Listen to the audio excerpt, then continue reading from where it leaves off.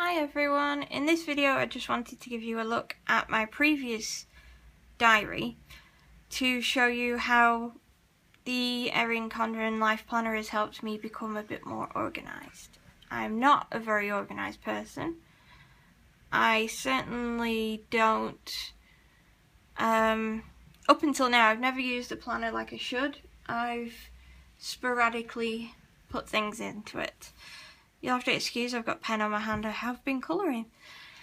So this was my 15 to 16, and I got this from W.H. Smith's, and it was a cheap compared to the Erin Condren planner. I should think that the price will still be on the back. Yeah, so it was $10.99. And I got it from W.H. Smith's. I actually really like the pattern, and it's raised so you can feel it under your fingers quite nicely. So I picked this up and it was still what I'd class as expensive. Before, I had only ever got diaries that were only a few pound coins, really cheap ones, and this was an expensive one that I bought. And the immediate turn off for me in general was that although it's cute on the outside, it's very professional and boring on the inside. So I'll show you this, and I've covered up my information. So you'd open it up and it's very bland, and obviously there's no real colour to it, there's nothing like that. And although these are all very cute to have, well, not even cute, just handy to have, it wasn't colourful enough. The text is quite small and it's in a grey colour, so it's not easy to see for its size. And on top of that, I found that being left-handed, it's a curse. And with these types of hard books, I find that as you get into it more and more, your hand hits the edge, you can't provide enough space. So it became a bit of a hassle that way. If you can see, if I was to write on this, I'd be very limited. Just get my pen. So I'd have to kind of squash the other page down, so it's kind of flattening it. It is sitting on top of my life planner right now, which gives it a bit more of an effect. I'll just move this, and then you can get a better accuracy. So as you can see, there's not as much give in it as it looks on the life planner.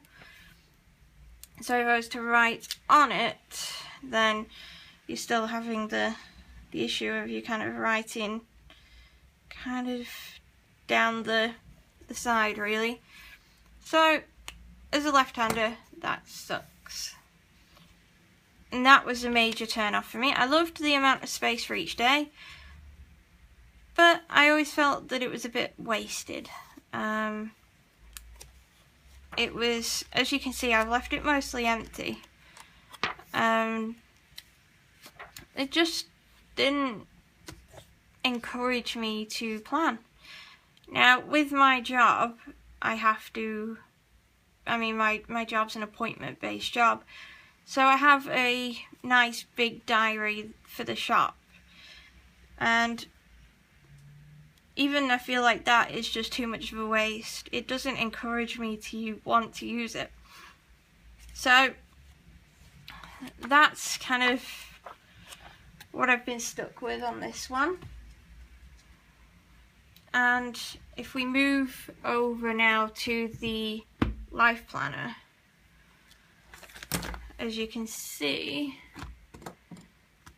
there is a lot more to do. You know, it's colourful. We'll go to a couple of weeks ago. So it's encouraging you to use it a bit more. Just pull this out. And the benefit of that is so helpful. I've made less mistakes in double booking and things like that since getting this. So that's my take on it. I do believe that if you can only afford £10 or so, this would be a viable option. It is a little bit smaller than the Life Planner.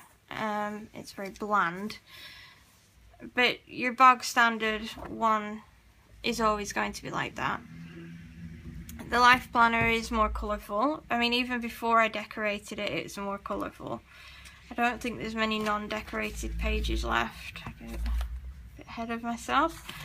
Let's see, it's a lot more colourful, and I like the added areas for notes as well, because I do sometimes want to put a little bit of information down, and I couldn't do that in my old one. So that's my comparison from my original planner, well, we call it a diary, and the comparison, there is no comparison. Erin Condren have filled a market for somebody like me who doesn't really want to plan, and makes it so that you want to plan. So kudos, I can't really see myself without one now. Okay, right, that's it for this video.